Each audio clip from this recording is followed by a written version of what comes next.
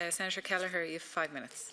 Thank you very much, Minister, and I welcome the Action Plan for Education and particularly the focus on disadvantage. My first job was in Finglas working in the Youth Encounter Project, which was all about looking after kids who had dropped out of mainstream education, and that theme has followed through my working life. I worked in England setting up Sure Start centres, which was around educational disadvantage.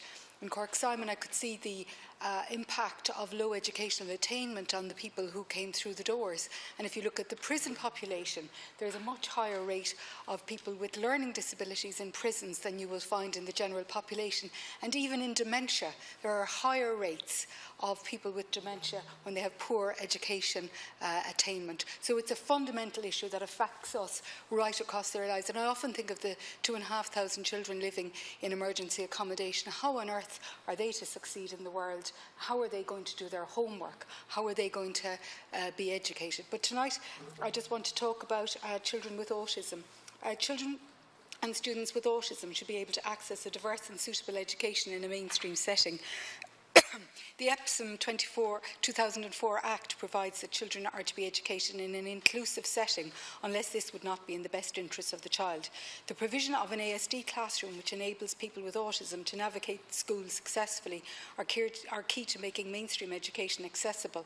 Allowing students with autism to attend mainstream education has had a positive effect on the whole school, providing all students with an insight and understanding of autism. The world is a diverse place and our schools and classrooms should reflect that reality.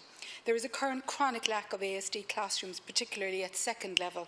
At present, schools can and often do refuse to establish an ASD classroom when requested to do by the CNOs working for the National Council for Special Education. The results means that there are patchy and unbalanced access to education for children with autism. Some students, even in urban areas, are often forced to travel up to 20 km to school every day because local schools won't cater for their needs. Many students who had access to an ASD classroom at primary school won't get one at second level because of the current gap in provision. Before Christmas, I spoke at the first meeting of the campaign group Homeroom in Cork. The meeting was attended by hundreds of parents and teachers. The group have highlighted the fact that in the whole of County Cork, there are just 81 ASD classrooms at primary level for 480 pupils and just 41 at second level, 81 at primary and 41 at second level. The Cork autism education gap, the difference in places at primary and secondary school, is 234. Nationally, this gap is 2,366 pupils.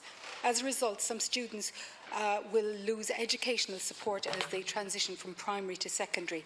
This uncertainty and even loss of access to education for children and young people with autism causes great stress to children who especially need consistency to thrive and learn and make progress in the world. A place in an ASD classroom can be more cost-effective than a place in a special school or the cost required to support homeschooling. I believe the solution is to provide the National Council of Special Education with the necessary authority to instruct a school to open an ASD classroom. The NCSE requested this power in 2015 policy paper, and the Education Admissions Bill that's currently going through gives you the opportunity to actually change the current draft to give that power and authority to the National Council of Special Education need. This small change in the amendment, and I gave you a copy of it before I came in here, would make a huge difference to those children with autism who are struggling to get access to education. I hope this will be taken up as the bill goes through the Dáil, but if not, I will be back to propose it. But I'd like to think that you would spare me the effort by doing the sensible thing now and to take on board this useful, simple and timely change to a bill that's going through. Thank you, Minister. Thank you, Senator. Senator Mulherney.